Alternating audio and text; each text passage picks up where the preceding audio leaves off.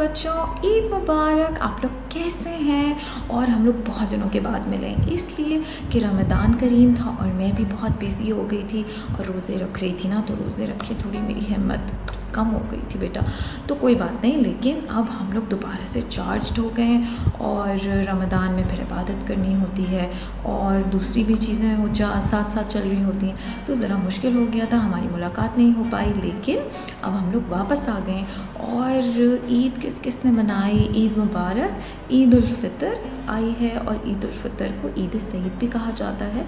और आप लोगों ने क्या किया और रमज़ान कैसे गुजारे? रमज़ान में किस किस ने रोज़े रखे और किस किस ने इबादत की? और कोई बात नहीं, अगर आपके रोज़े छूट गए तो आप बाद में भी रख सकते हैं, कोई बात नहीं। अल्लाह ताला जो है वो हमारे रोज़ों को कबूल करता है। तो बच्चों, और क्या क्या किया आप लोगों ने और क्या क्या किस किस तरह की डेकोरेशन हुई आप लोगों की सिटीज़ में, कंट्रीज़ में, और आप लोगों ने कैसे सेलिब्रेट किया रमज़ान को? और यहाँ पे मैं दुबई में रहती हूँ और दुबई में बहुत सेलिब्रेट करते हैं रमज़ान करीम को, बिकॉज़ इट्स मुस्लिम कंट्री। और सारे मॉल्स में डेकोरेशंस होती हैं, बहुत खूबसूरत सजाते हैं और सहूर नाइट्स होती हैं, लोग जागते हैं सहरी तक और फिर सहरी करते हैं, इबादत करते हैं। और बच्चों, बहुत मज़ा आता है, हम अपने रिश्तेदारों से मिलते हैं और फ्रेंड्स के साथ टाइम स्पेंड करते हैं और इबादत करते हैं और अल्लाह को याद करते हैं और अपने गुनाहों की माफ़ी भी मांगते हैं। और फिर शब कदर आती है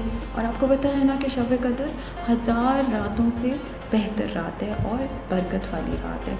तो शब कदर में लोग जागते हैं और नवाफिल अदा करते हैं, नमाज़ें पढ़ते हैं, है ना? आप लोग देखते होंगे ना, आपके इर्द गिर्द भी नानी दादा, आपके ग्रैंड पेरेंट्स या आपके पेरेंट्स, और फिर आप लोगों को भी इसके बारे में बताते हैं।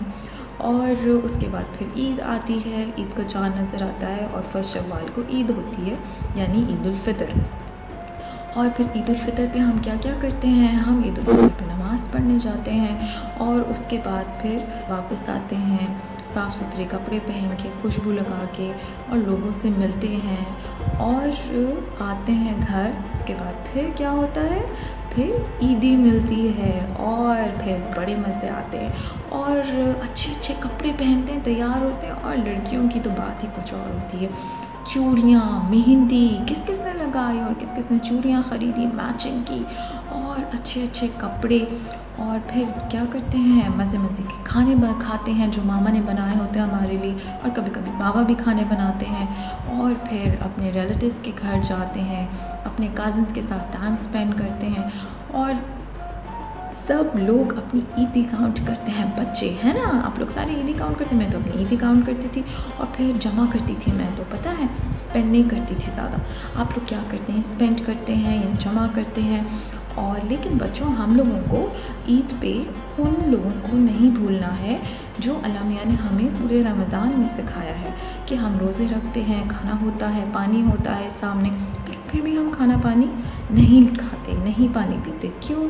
इसलिए कि हमें अल्लाह ताला देख रहे होते हैं और अल्लाह ताला हमें ये एहसास दिलाते हैं कि जो लेस प्रिविलेज्ड है, जिनके पास ये सब कुछ नहीं है, जो इससे महरूम है, तो हमें उनका भी एहसास करना है। तो अगर आपने अच्छे कपड़े बनाए हैं तो आपने ये भी देखना है कि कोई ऐसा तो नहीं है जो अच्छे कपड़े नहीं पहन सकता, तो आप उसको भी कुछ चैरिटी कर सकते हैं, या अगर आप ख़रीद सकते हैं तो उनको भी याद रखिए।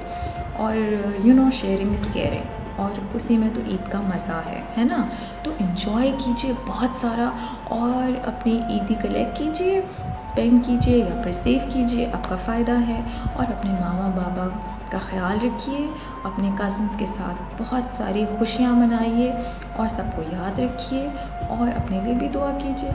और फिर मिलेंगे हम लोग इसी दुनिया में, बच्चों की दुनिया में। I love you all. Eid मुबारक। हाफ़िज़।